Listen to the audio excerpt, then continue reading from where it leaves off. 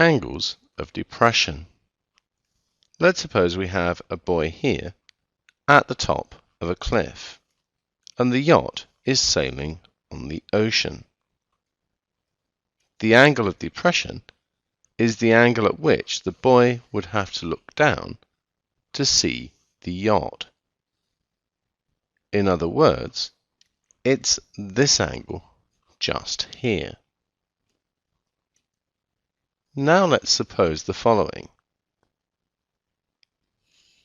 We have a right-angled triangle here. The cliff is 50 meters high, and the yacht is 134 meters away in a horizontal direction. Let's call this angle X. This would be the opposite, and this would be the adjacent. So tan X would be equal to 134 over 50. Then X is the inverse tangent of 134 over 50, giving us 69.54 degrees. To get the angle of depression, we do 90 take away 69.54, giving us 20.46 degrees.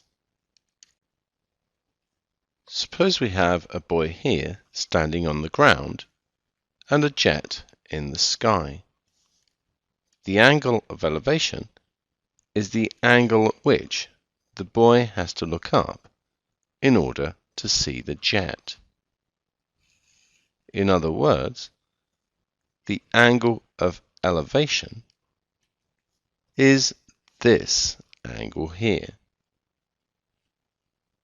Let's form a right-angled triangle. Suppose this is 600 meters high, and along the ground it's 1,500 meters. Let's call this X. Clearly this is the opposite, and this is the adjacent. So tan X is equal to 600 divided by 1,500. Then X is the inverse tangent of 600 over 1,500, and that gives us 21.80 degrees.